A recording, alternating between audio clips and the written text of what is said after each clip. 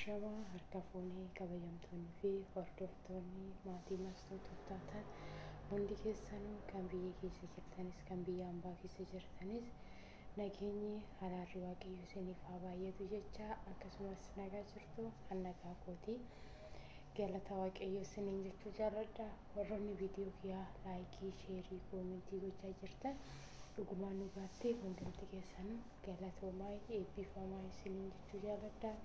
Akkasumas immoo warroonni mana kiyyaaf haarawaa taatan laayikii sheerii koomentii gochuu hin dagatinaa isiniin jechuu jaalladha.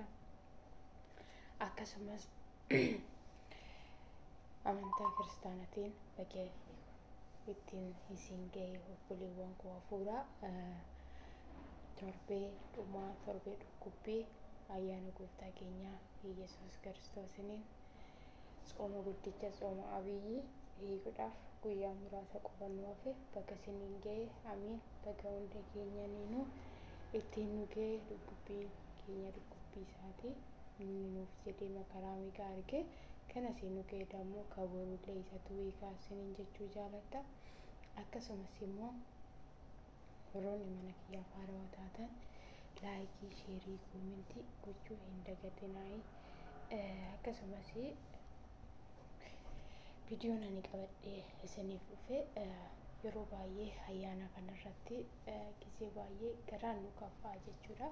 Obboleewwan keenya biyya ambaa keessa jirru nama kamii waa hin taane dirqama obboleewwan amantii ortodoksii qofa osoo hin ta'in amantii kamiyyuu amantii musliimallee waa hin taane obboleewwan keenya biyya keessa jiran dhiiras ta'e shamaras ta'e gisee ayyaanni waggaa dhufe biyya ofii yaadachuun hin hafu jechuudha. Garuu gaafa biyya ofii yaadatan wantoota baay'ee namatti dhaga'ama jechuudha.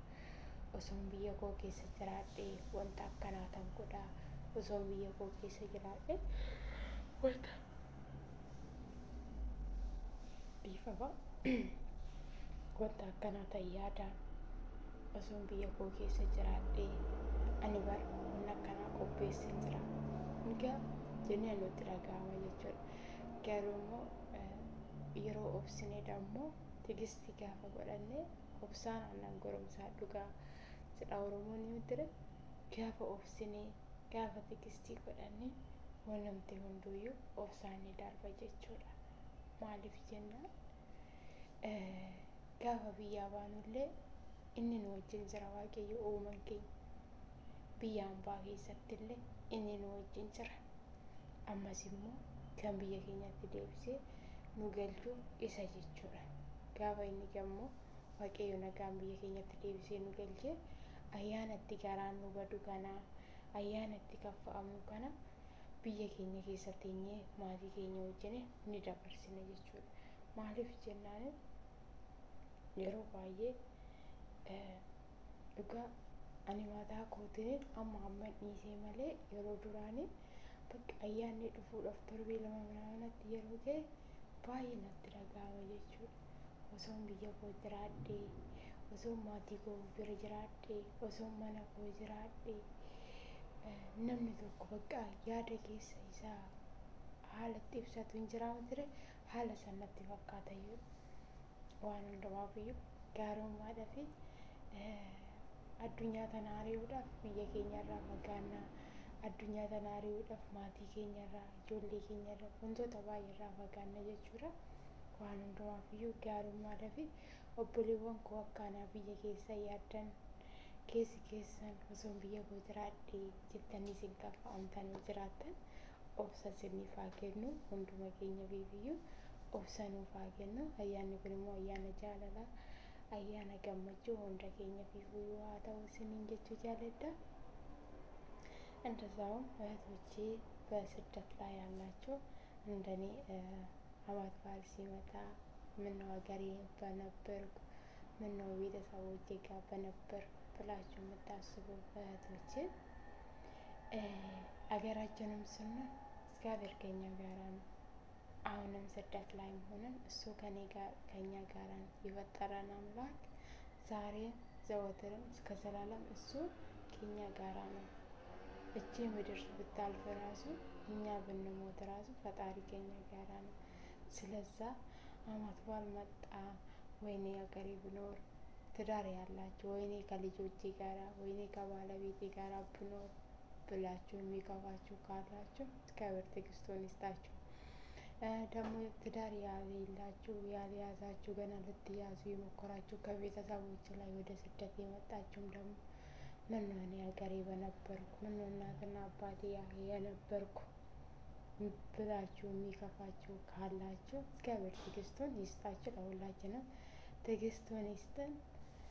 እሱ የፈቀደ ቀን የወጣንበት ጉዳይን የወጣንበት ስራ ቀናችን ጨርሰን ወደ ሀገራችን እንመለሳለን። ወደ ሀገራችን ደግሞ እንደምንመለስ እሱ ይርዳን። ሀገራችን ያወጣን አምላክ እሱ ይርዳን እላችኋለሁ። እኔ ይህንን ሁሉ ለማለት የደረስኩት ለምን ስለተሰማኝ ነው። እኔ ሁልጊዜ አመት በዓል ሲመጣ በጣም ነው የሚሰማኝ። በቃ ያሬት እኔ ሀገሬ በነበርኩ ያሬት ቤተሰቦቼ ጋር በነበርኩ ብዙ ጊዜ ይሰማኛል። ለምሳሌ አሁን እዚህ ሀገር ላይ በብዙ አመት በዓል እነሱ የሚያከብሩት አዲስ አመትና ረመዳን ነው አይደለ? እውነት ይከፋኛል። ረመዳን ላይ ምንም ስራ ባይኖር ራሱ